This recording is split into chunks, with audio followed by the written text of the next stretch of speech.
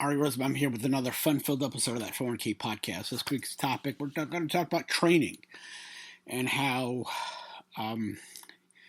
it's probably the best investment that a 401k plan provider can make, and why I think too often they just think about technology and just not focusing enough on training.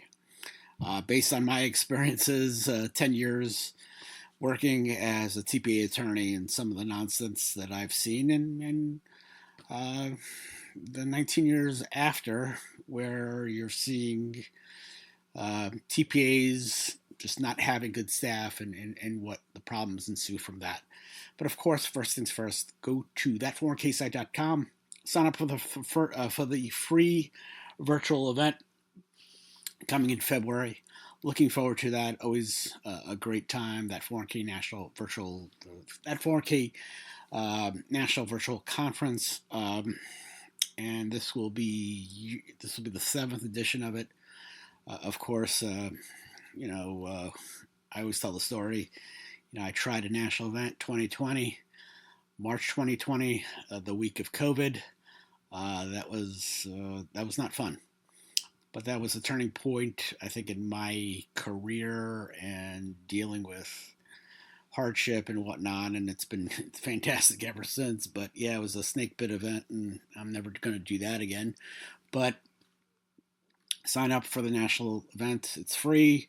And 2 days, if you miss it, a piece of it, part of it, whatnot, you can go to YouTube and watch it. And you can watch the prior editions as well. They're available on YouTube. And then, we've got articles, blog posts, all that kind of stuff. And of course, go to Amazon.com. I know it's a great place to shop and whatnot.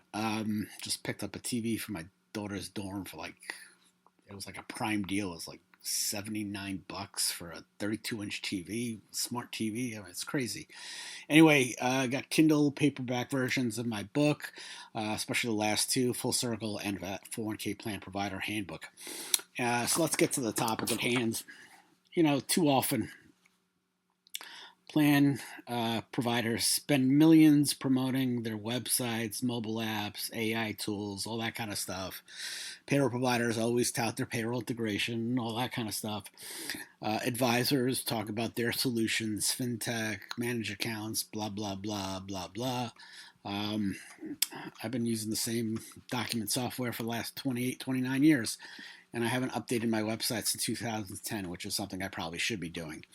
But I think the thing that a lot of people in the plan provider world don't focus on is training. I don't care the technology you use; it cannot compensate for poor training. A great system operated by people who don't understand retirement plans is still going to produce poor results. What I always say about testing: garbage in, garbage out. I worked at a place, TPA, and then when I started my own practice, I was dealing with one of their former clients, and there was an administrator who had 20 years experience, and she goofed completely on a rookie mistake as it dealt with key employees. I think the people who listen to this, we have attribution and all that stuff. Well, if you have, let's use the Rosenbaum law firm as an example. If you see the name, I don't have employees, but if I did, if you see the name Rosenbaum for the RosenbaumLawFirm.com, or that Fakakta law firm, Meyer, Swaza, English and Klein, if you saw any of those names on the census, you would ask whether they were a key employee or not. Obviously, when you see the salary, certain people are going to pick up. But if one of the partner's daughters is a secretary, she's going to be a key employee too. That's how attribution rules work. And the administration just completely screwed up. Woman's had 20 years of experience, and it's important to note that experience doesn't automatically create expertise. When I started out in this business, trying to look for a job, You needed years of experience. Then, at a certain point, you get a couple years of experience, and the dream job, requires more experience. And I think one of the greatest myths out there is that someone automatically becomes an expert simply because they've been doing the job for a long time. So that woman who had 20 years experience, terrible at her work. And I've seen people start within, a year have, more competence than this woman. You know, that's, if they received excellent training, if they were diligent in their job, I don't care about years of experience. I think sometimes years of experience is kind of overrated. It always reminds me in the movie Caddyshack, which is still one of my top 10 movies. I recently wrote a post about it and why I always connect to Al Trebek. It's a great scene where, Judge Smails still can't believe, Ty Webb doesn't keep score. And, Judge Smails asked Ty Webb, how do you rank yourself, how do you measure yourself against other golfers if he doesn't keep score? And Ty Webb says, by height. And that just always makes me laugh because years of experience is not really a great measuring stick for anybody. It's no guarantee that the people know what the heck they're doing. And, it's not about intelligence. It's not about work ethic. The difference really is education. If they don't get the training at the beginning, they never get any better. Without proper instruction, employees really develop bad habits. They misunderstand regulations and create shortcuts that eventually became part of their daily routine. Again, I worked 10 years working for TPAs. I remember in two different spots, I had one administrator. The rules have changed obviously over time, but I had one administrator in 1999 or whatever swear up and down that he allowed earnings on deferrals to be available for hardship, which was not the case. You weren't allowed to do that. It was pretty clear, and that was a rule change, I think, in the Tax Reform Act of '86. And then for another TPA, I think I was still there till 2006. But anyway, just dealing with these people who just have they're so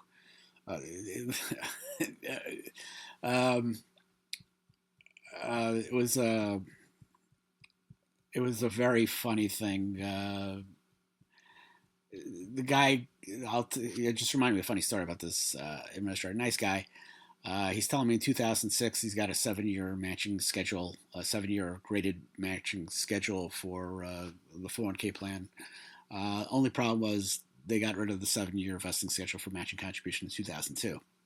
Yet his system, because whatever Relias said, those were the plan provisions. He's also the guy. We joked. I worked with a paralegal, and I think we said, "Do you know what a CODA is?" And it's a cash deferred arrangement. And the guy didn't know what that meant. And he says that's a term of art from like the 1960s, even though 401k plans didn't come into existence until like 1981, 1982. The thing that I always loved was whatever was on Relias, and it reminds me of again, another Rodney Dangerfield movie, the movie Back to School, where, again, I've told this line hundreds of times. Rodney's character is Thornton Mellon. His son, Jason, doesn't want to buy used books. Wants to buy used books because they've already been, highlighted.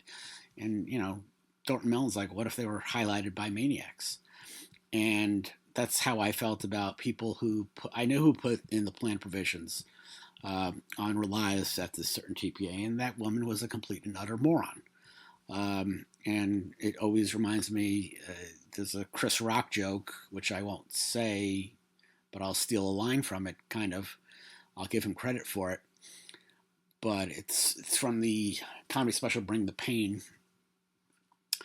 But I always joked, if you wanted to hide something from a plan administrator worked at, you put it in the plan document file. because they would never look in there. It was just never something that they would ever look at because they'll rely on the system.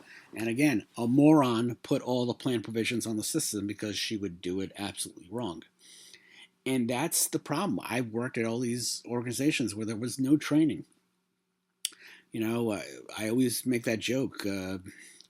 We hired them right off the boat. I'm not talking about immigrants because I'm a child of immigrants, but when I say they got them right off the boat, they graduated college, hired them right then and there, and gave them no help whatsoever.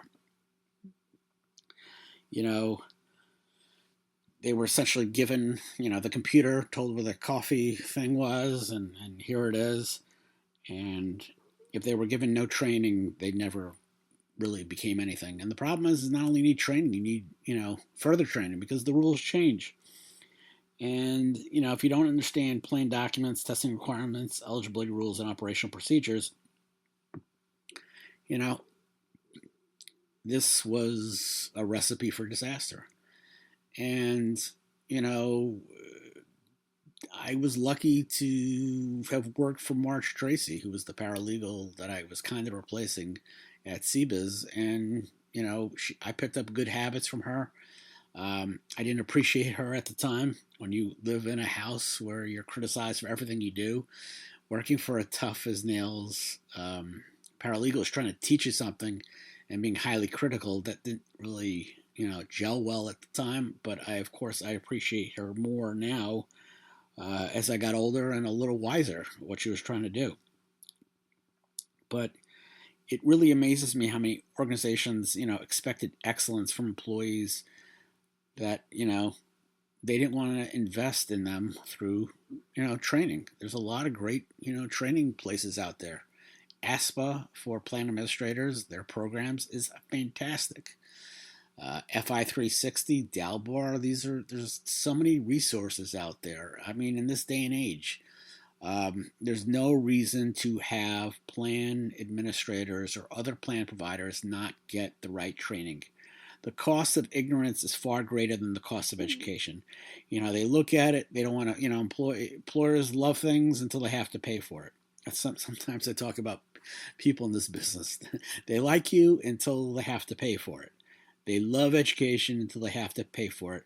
And, they view conference registrations and all this stuff as costs that reduce profitability.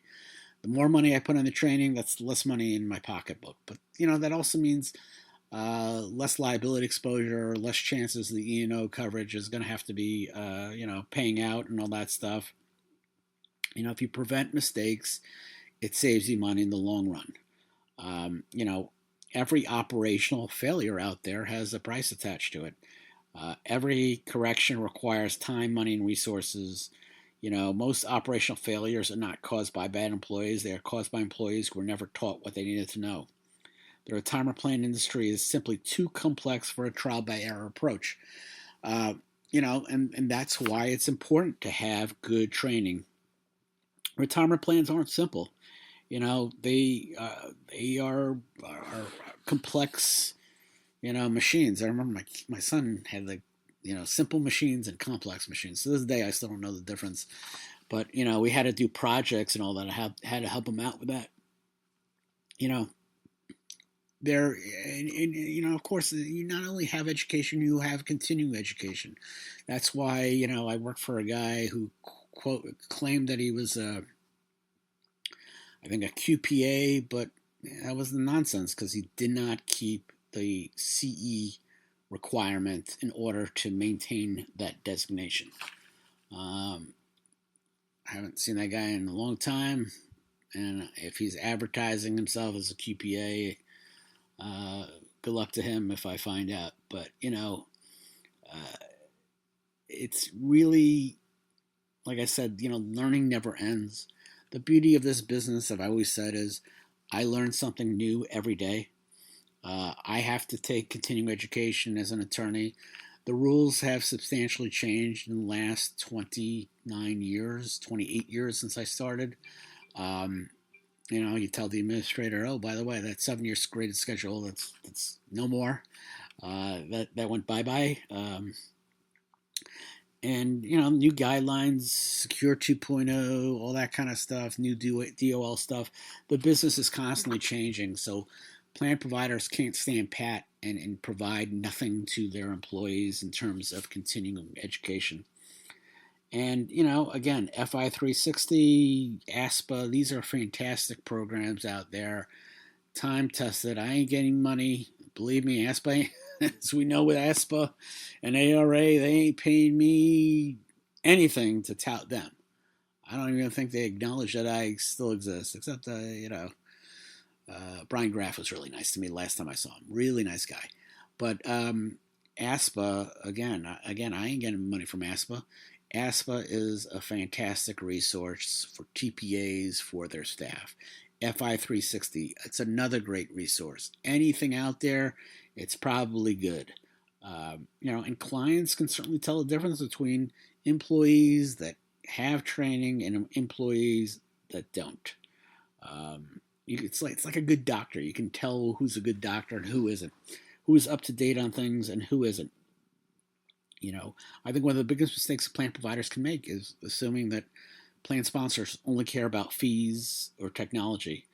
These things do matter, but if you put too much value on these things, it could be a problem as well. To me, the most successful retirement plan providers out there are creating cultures where education is expected and encouraged. Listen, I lived in a house where education was the only way. It was shoved down your throat. I encourage education. My parents, that was their own little problems with, insecurity and all that stuff. But places where education is encouraged is important. Believe me, I got a next door neighbor where I think education is a bad thing. They treat education as a bad thing. New employees need to have structured onboarding, especially those in the plan administration or the compliance part of it. I've seen too many compliance teams where the people just didn't know. Professional certifications are, it's important to be encouraging them for people to take the test, continuing with the CE and all that stuff. It's not about just saving money, because in the long run, paying for training and paying for resources and paying for their that fantastic ERISA outline book, that goes a long way to saving money and saving heartache. And it's to me, that's the difference between a really good plan provider and a really bad one. The really good plan providers are going to encourage their employees to get the training that they need and get the continuing education and training that they certainly need. The people are your product. Too many retirement plan providers claim that people are their greatest asset. If they really believe that, they have to, provide an investment in that through training. It's not free. ASPA can't support itself by providing something very, very important free. It's important that, I would say sometimes I say, oh, your word is your bond. Your services have to come with professionalism, and you cannot have professionalism in this retirement plan space without the right training. And again, speaking from experience, the changes happen not overnight, but the changes happen over time. There's always new guidance. There's always something that's going to be out there. New challenges are certainly going to emerge. The plan providers that are going to succeed in this business are going to be the ones that understand a simple truth, that the most valuable investment out there is not technology, but it is in education and staff development. A well-trained employee is not an expense. And it should stop treating it like, this is a money loser. This is money coming out of my wallet. Recently I wrote an article about Eddie Lampert and what was he thinking with Sears and Kmart. And his idea was, I'm going to not invest a penny into the stores. So Sears looked like it did in 1979. And that really negatively affected the bottom line to the point where I think there's one Sears left in the United States, and it might be in Guam. I haven't checked recently, but literally that department store disappeared slowly over time. Not investing into your business eventually cost Sears, its foothold in American business, which is, if you would have said 40 years ago that Sears would go out of business, I mean, that's impossible. Unfortunately, not investing in those stores and the upkeep of those stores and modernizing and all that stuff, that cut back on sales. So I'm telling you, as a plan provider, if you're not investing in your employees through proper training, staff development, continuing education, you're going to suffer, and that's how I see it. So we actually hit the 20-minute mark this week. Wow. But anyway, like I said, go to that 401ksite.com, sign up for the virtual event, as well as go on Amazon.com, Kindle, paperback. Our books are out there, not selling like hotcakes, but selling. So tune in next week for another fun-filled episode of that 401k podcast. Take care. Bye.